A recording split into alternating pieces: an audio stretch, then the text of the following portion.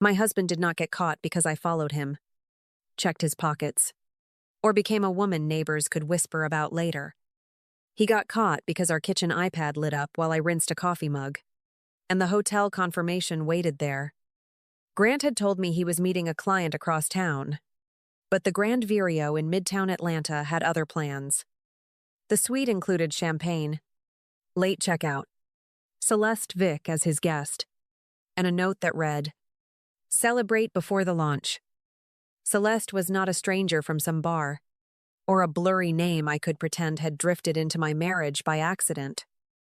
She had eaten at my table, praised my scent samples, and asked how I made a hotel lobby feel like memory. I did not cry, because that launch note made the room feel attached to something larger than a cheap affair. I found her husband Owen Calder through a public profile and sent him the confirmation with one clean sentence: "Our spouses are together tonight." His breath sounded uneven when he asked, "Is this real?" And I answered, "I wish it wasn't." We met at the coffee shop across from the Grand Vireo, two strangers sitting near the window with that screenshot. Grant and Celeste crossed the lobby together, and the way her hand touched his sleeve made every dinner at my house feel rehearsed.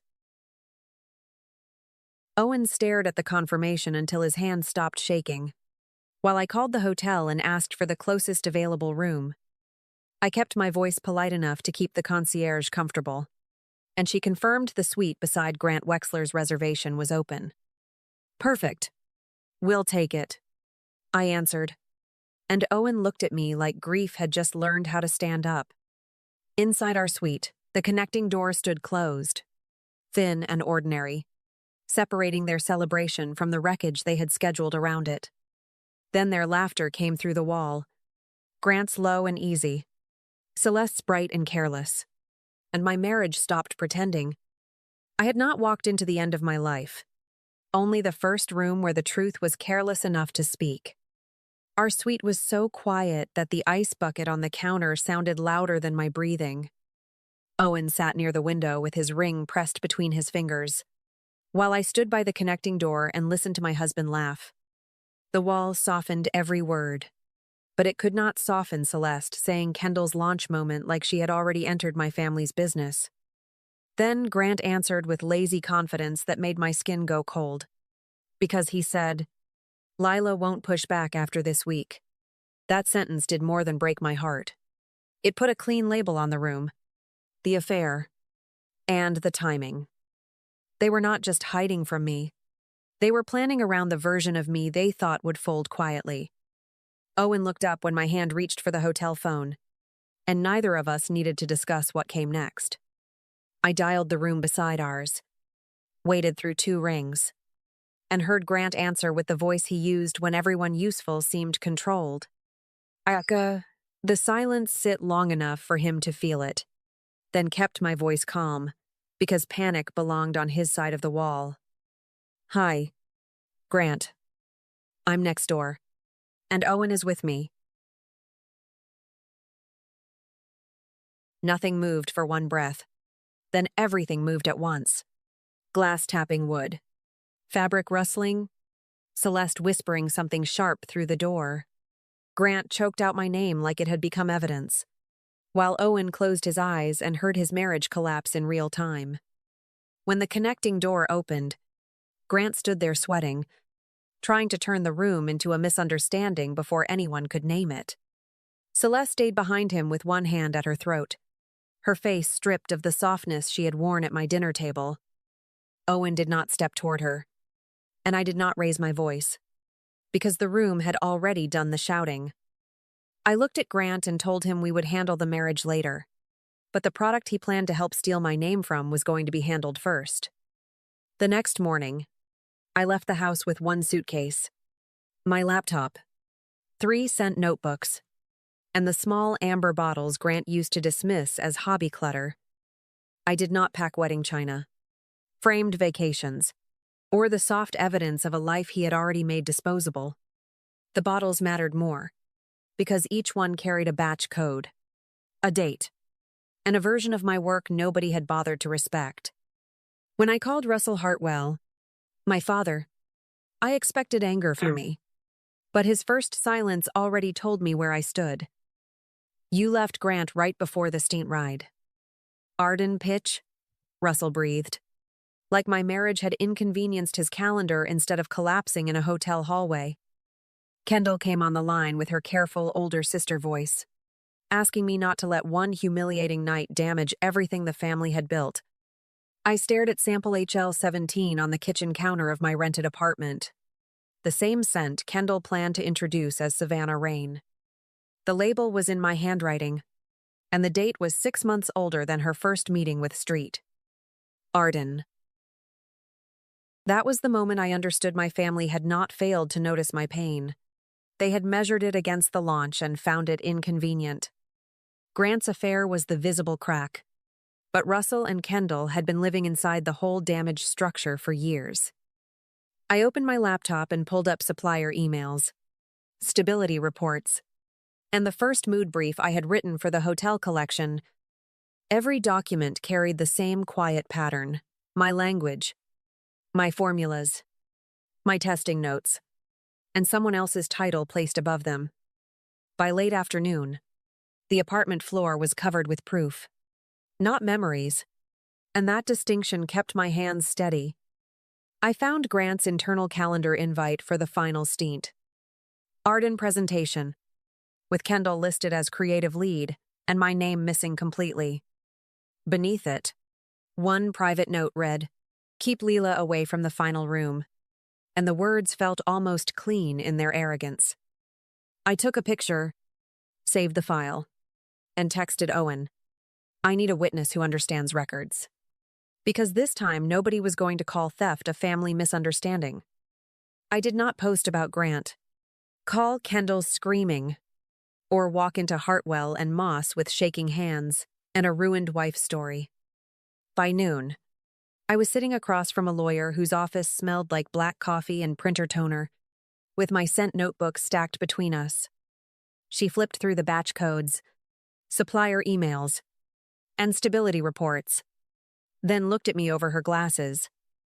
"Pain will not protect your work," she warned, tapping HL17 with one clean fingernail. "But records might."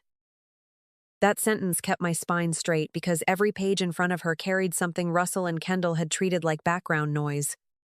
My handwritten formulas matched the supplier invoices. My testing notes matched the sample dates. And my original mood brief held the language Kendall planned to polish into a speech.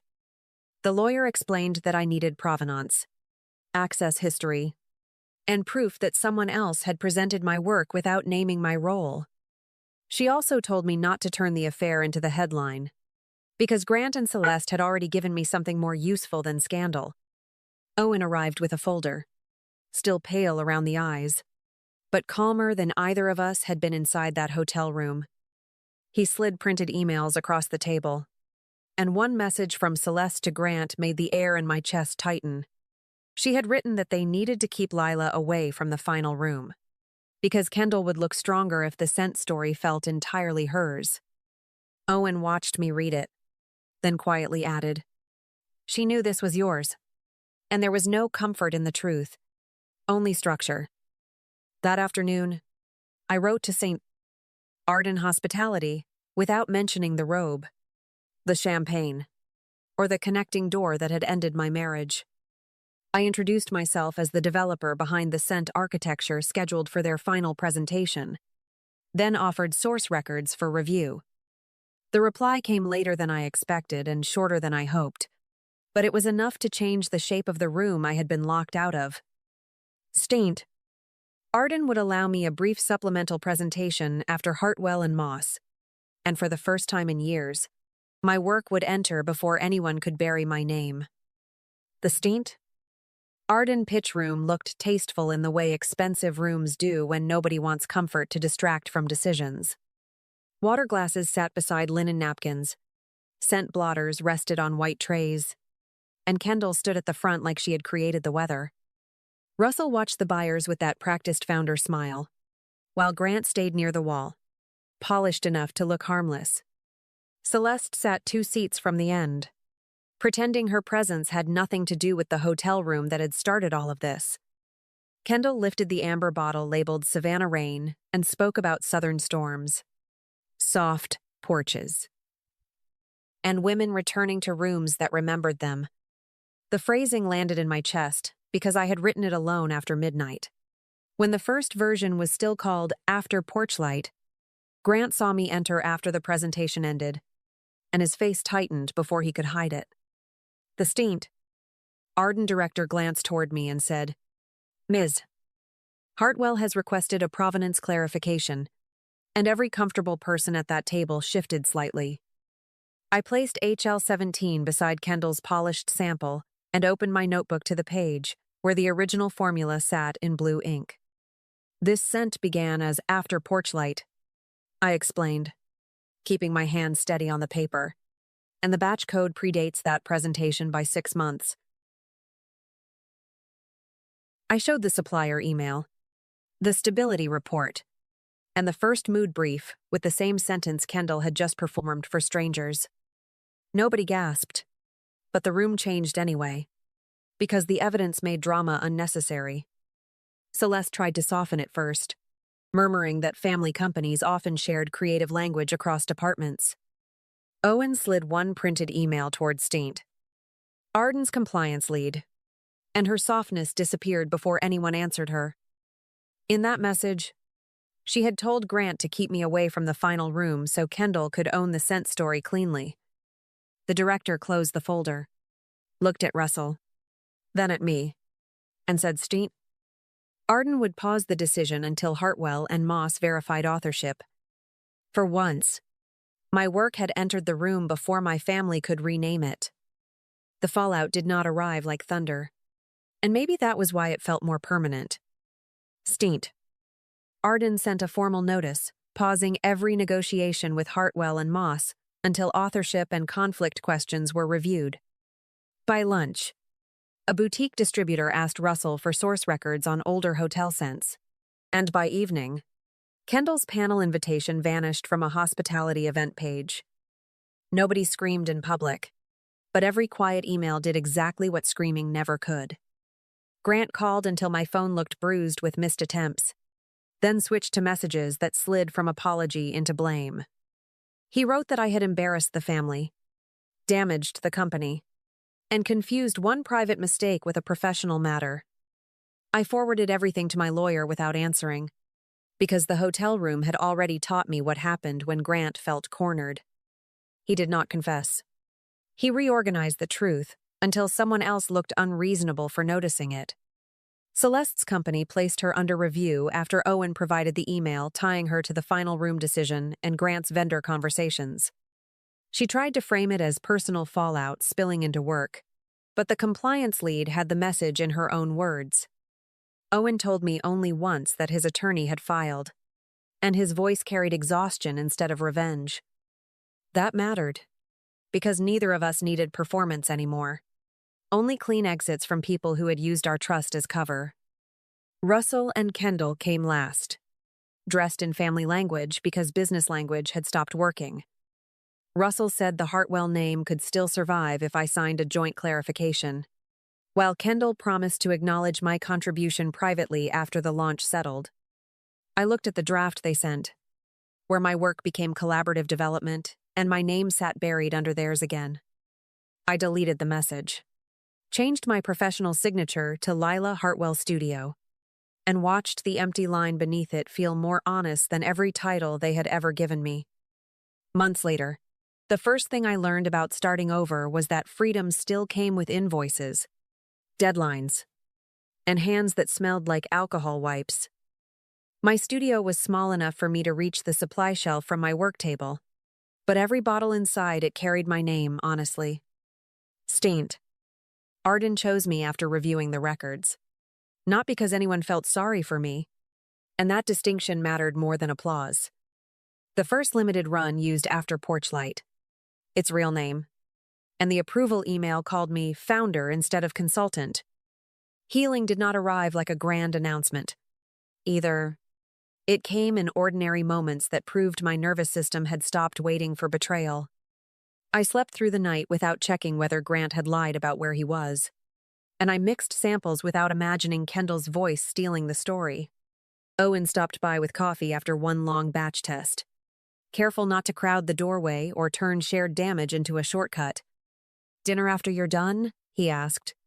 And the quietness of that question felt safer than any promise Grant had ever made. Hartwell and Moss kept operating, but smaller, thinner, and suddenly ordinary without my work holding up the prettier parts of their reputation.